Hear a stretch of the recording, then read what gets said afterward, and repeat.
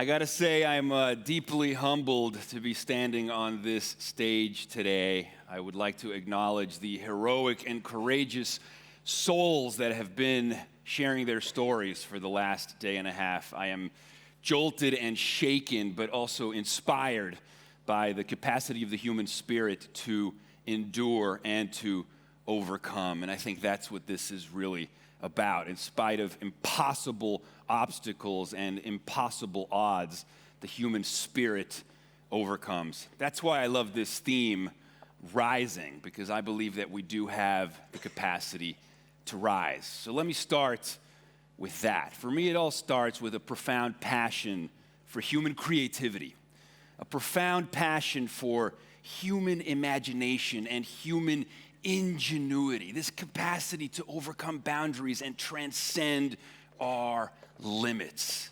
And this, to me, has turned into a passion for technology and innovation, because I believe at its best, technology is the embodiment of human creativity in the world. I believe that at its best, technology is the literalization of human imagination in the world. I believe that technology at its best allows us to turn the human mind inside out and impregnate the world with mind and creativity. The cognitive philosophers David Chalmers and Andy Clark, these guys describe technology as a scaffolding of mind that we use to extend our thoughts, our reach, and our vision. And it has always been so. If you go back 100,000 years to the savannas of Africa, when early hominids first picked up a stick on the ground and used that stick to reach a fruit that was on a really high tree branch, we've been using our sticks, our tools, our instruments to overcome our boundaries and to transcend our limits. We've been in a symbiotic relationship with our tools and technologies since the dawn of humankind. As the philosopher Marshall McLuhan famously said, first we built the tools, and then the tools build us. Now, today we're living in an age of exponential disruption, transformative change. The world is being upended by technological acceleration. The acceleration itself is accelerating, and we're all feeling a sense of vertigo. We're feeling a sense of apprehension. We're overwhelmed by the pace of change. It's like we can't quite keep up. It feels like the rug is being pulled from underneath our feet. It seems to be speeding beyond our intuition or our capacity to fully grasp. And the question is, why is this, right? Why are we living in this age of transformational disruption? And the reason for that is because technological progress, technological change is exponential. But human beings think about change in a linear fashion, right? Our intuition about change is linear. We have linear lenses, but we live in an exponential world. And so what's the difference between linear change and exponential change? One of my heroes, the famed futurist Ray Kurzweil, who is the head of engineering at Google now, and he wrote the book, The Singularity is Near, When Humans Transcend Biology. He has a great example that he uses. It's called the 30 steps example, but it's a very effective way to get people to wrap their heads around exponential change, right? So that we can start thinking exponentially about how to address the grand challenges of humanity, even when they seem impossibly complex and beyond our reach. So here's the example. If you take 30 linear steps, 1, 2, 3, 4, 5, by step 30, you're at 30, right? 30 linear steps gets us to 30. That's our intuition about change over time. That's our instinct. That's our wiring. That is not the world that we live in today. Now, if you take those same amount of steps, 30 steps, but you do so exponentially, you get to 1 billion. 30 linear steps gets you to 30. 30 exponential steps gets you to 1 billion. That's the reason the smartphone in your pocket today is 1 million times cheaper, 1 million times smaller, and 1,000 times more powerful than what used to be a $60 million supercomputer that was half a building in size 40 years ago. So wrap your head around that astounding capacity, that astounding progress, right? It used to be $60 million to get a supercomputer the size of this auditorium that you needed special permission to get access to 40 years ago. And in those 40 years, we've shrunk down to devices in our pockets, a million times cheaper, a million times smaller, 1,000 times more powerful. How does this change what becomes possible? How does this change what we can potentiate in the world, what we can bring forth in the world? The folks at Singularity University talk about how a young person in rural Africa today with a smartphone has better communications technology than a head of state had 25 years ago. The supercomputers to change the world are literally in everybody's hands. What will we do with such power? What will we do with such potential? There's a wonderful Time magazine cover story a couple of years back. Bill Clinton was on the cover. It was called A Case for Optimism.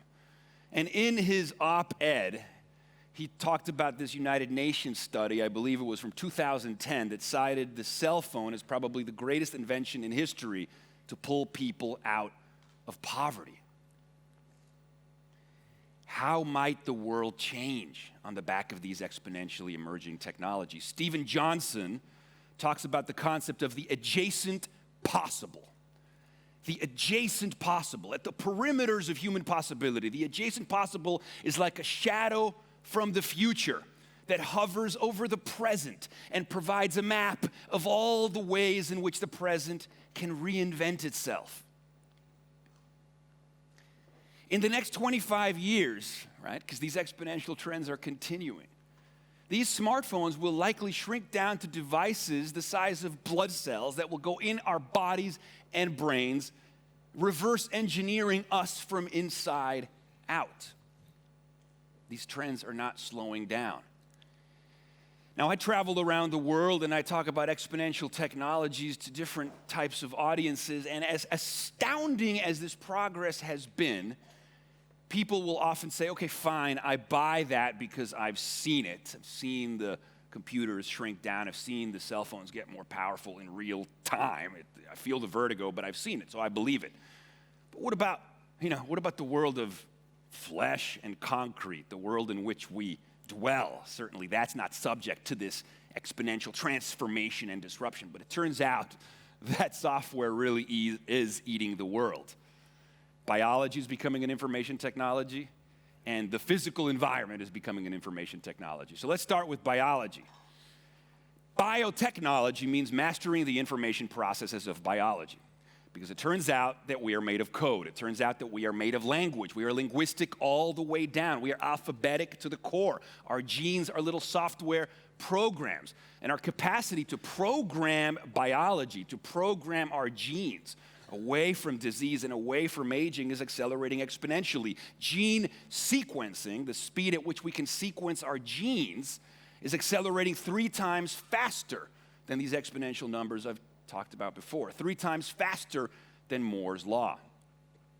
How might this change what it means to be human? The X Prize Foundation recently had a prize, a $10 million prize, to the first team around the world that could create a medical tricorder, a smartphone-sized device employing lab-on-a-chip technologies that could diagnose you better than 10 board-certified doctors.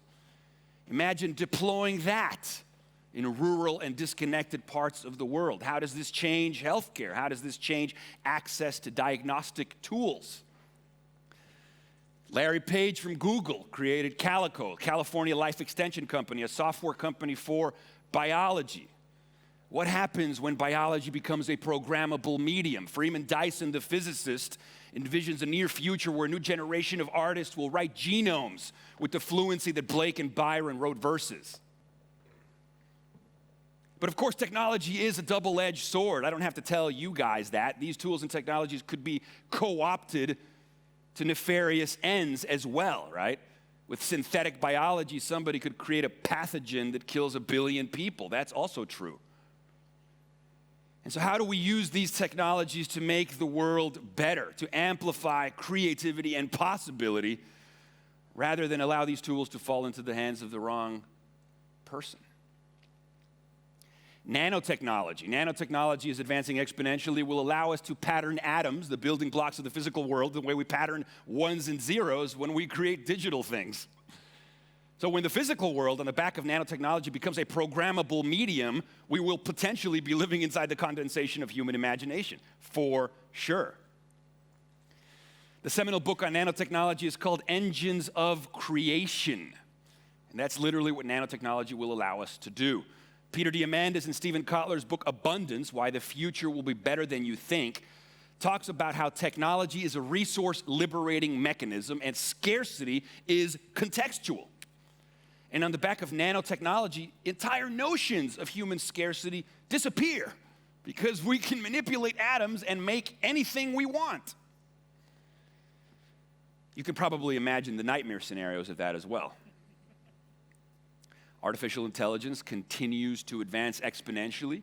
Non-biological intelligence, distributed intelligence, non-biological cognition, which in symbiosis with human intelligence turns us essentially into a cyborg species, right? The mind as it exists today emerges in the feedback loops between brains, tools, and environments. So we have a responsibility to create tools and environments that will augment our capacity to improve ourselves. The idea of self-determination on crack, to be honest. So these three overlapping revolutions, biotechnology, nanotechnology, and artificial intelligence, promise to upend the human condition. We could potentially address the grand challenges of humanity on the back of these exponential tools. Things that seem impossible are actually within reach. But it's up to each and every one of you, to be honest, to make sure that happens. The consciousnesses of those who employ these tools is what will determine if we engender a utopia beyond time or if we manifest our worst impulses and nightmares in the world. We could disclose heaven or we could disclose hell on earth. Now, I'm a video guy, I'm a storyteller. I choose optimism. I choose to provide a narrative of what might be, of what we may engender if we have the will, if we exercise the agency and the abiding belief that we can make this a better world. I like, the ideas of Steven Pinker. I loved his TED Talk, The Myth of Violence. I found it reassuring to learn that in spite of all the fucked up shit in the world, we're actually less violent than we've ever been as a species, and that the chances of a man dying at the hands of another man today are the lowest than they've ever been, ever. We must not succumb to despair. We must not become fatalistic. We have a lot to do, right? Justice doesn't reign supreme in the world. We should all feel a faint disquiet when we get up in the morning if we're not doing something to make this a better world. Yet at the same time, there has been astounding progress. Things are tilting towards the better. And we must not forget this either. I'd like to show you a video now that celebrates these emerging technologies and what they might assist us in bringing forth. So if you can please play the first video, The Future of Us. So let's talk about the future of us. What does that even mean? The future of us. It's a look at what comes next. It's a look at what might be. Because today, exponentially emerging technologies are transforming what's possible. They're helping us overcome, transcend, even biological limitations. The very rules of what it is to be human are up for grabs. We're rewriting the software of life with biotechnology. We're turning matter into a programmable medium with nanotechnology. We're creating sentient minds with artificial intelligence that are not bound by the limitations of biology. These three overlapping revolutions, GNR, genetics, nanotechnology, and robotics, together will be leveraged to lead us towards a black hole-like, impossible to fathom singularity. It's like staring into the sun, a moment of a rousing symphonic climax when all of mind leveraged and networked together transcends its biological origins and we become something more. People worry about the AIs and the them. Well, as Kurzweil says, that's gonna be us. The future of us is ours to dream up. You know, Marshall McLuhan used to say, it's always been the artist who realizes that the future is the present and uses his work to prepare the grounds for it. See, what becomes possible on the back of these technologies is going to force us to make a cognitive leap, right? Once the mind is stretched by a new idea, it never returns to its original position. So the challenge becomes to transcend the been there's and done that's of the adult mind and to see the world as if through the eyes of a child. What might we achieve? What might we engender? Now, I could geek out for hours about these technologies, but if we don't employ these technologies to impact the world in a positive way, then it's all for nothing. As long as suffering exists in the world, then, to be honest, it's all for nothing. But that's the point, right? Exponential progress also means exponential opportunity, exponential hope, right? We can turn our passing illuminations into abiding light. In Silicon Valley, the mythology of the singularity envisions a future where humans transcend biology, where indefinite lifespans reign supreme, where scarcity doesn't exist anymore, where the human imagination is fully unbounded, all of us living in virtual realities that are freeing us from the limits of space and time. I mean, I could talk forever about the singularity, but there are problems right now that need to be addressed. How might each of us impact our community, impact the world? Even neurochemically, we get rewarded for making positive social change. It's called the helper's high. Our brain rewards us for altruism. Our brain rewards us for extending our hands towards those in need. Perhaps the answer to the epidemic of anxiety and despair of our age is actually to extend our compassion, right? Empathy rarely extends beyond our line of sight, but these technologies at the very least could extend our line of sight. Look at how much more there is to do, and look how much more power we have to do it. I remember I came across this notion of redefining the billionaire. In the age of exponential technologies, everybody wants to create the next startup that makes them a billionaire, and it's cool to be ambitious, I suppose, but how much more existentially relevant would the term becoming a billionaire be if we redefined it to mean a billionaire in the age of exponential technologies is somebody who positively touches 1 billion people? Much more interesting. And you'll probably still make $1 billion if that's your thing. But a reason to get up in the morning is the possibility for that kind of scale and that kind of impact that is possible on the back of these technologies. To positively touch 1 billion people. You all have that fire in the belly. You're all here because you give a shit.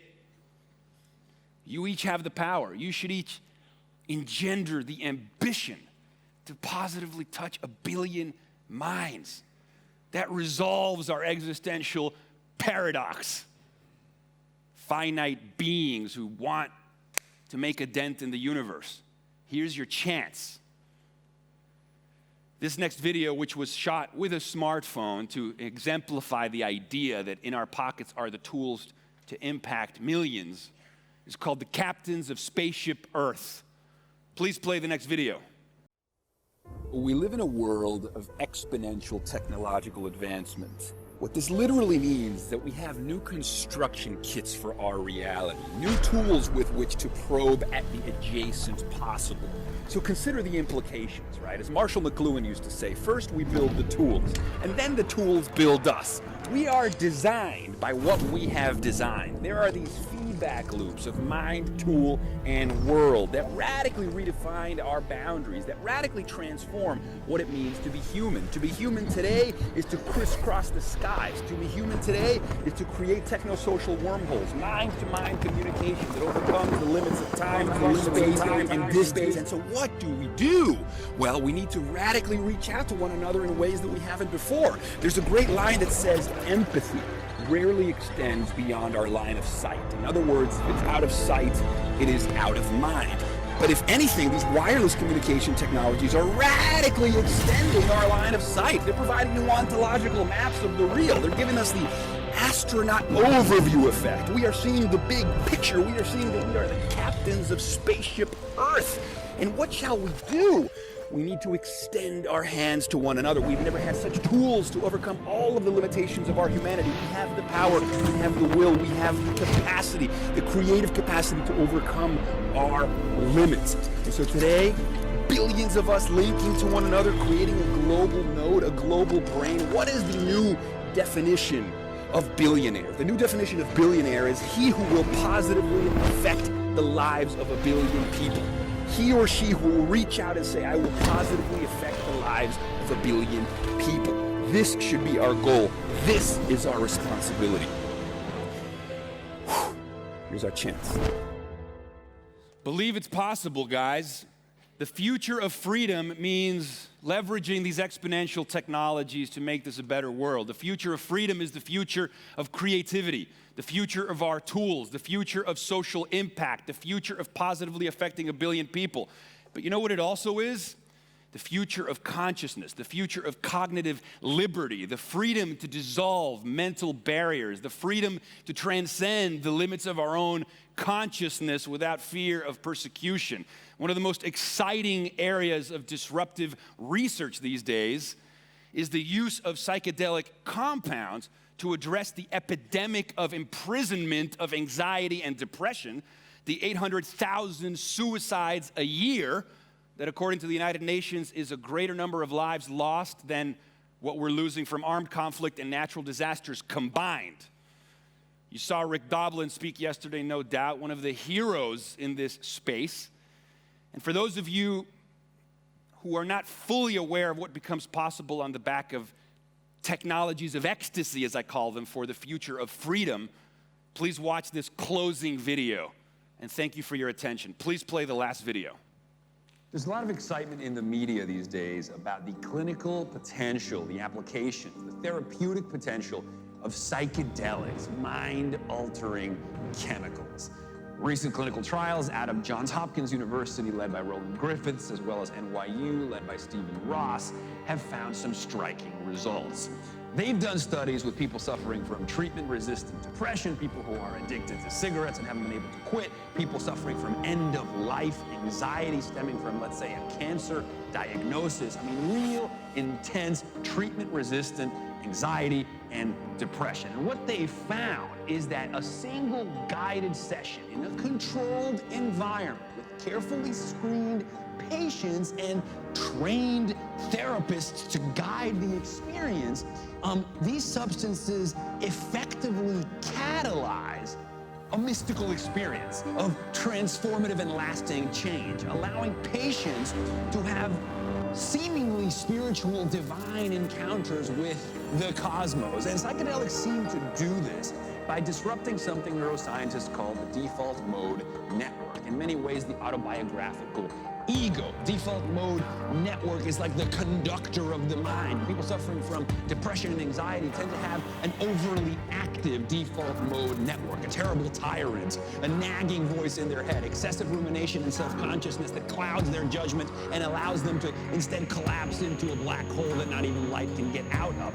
And most of the time we've been treating this by numbing the symptoms, giving people drugs that zombify them but don't provide any real lasting cathartic value. What psychedelics seem to do through inducing the mystical experience by silencing the broadcast of the ego is allowing people to go deep and address their soul sickness from a meaning-making perspective, right? The idea that these are substances that are like microscopes for the cosmos of our minds, telescopes for the universe within our consciousness. And then going in there through these guided sessions allow us to recontextualize the self as a marvelous conduit through a timeless whole from which molecules and meanings flow, right? And so what happens after this? Patients come out of the experience no longer afraid of death, no longer depressed, quitting seemingly a 30-year cigarette habit overnight. I mean, these experiences shape and transform us for the better and have a lasting quality that is beyond anything we've ever seen in psychiatry, providing experts with a kind of revolution of the mind and a revolution for dealing with mental health in this country, which today is at an epidemic level. So my friends, be excited. Fund this research. Put your support behind the therapeutic potential of psychedelic research. Thank you so much, guys, for your attention. Blessings to all of you. Thank you so much. Thank you. Thank you.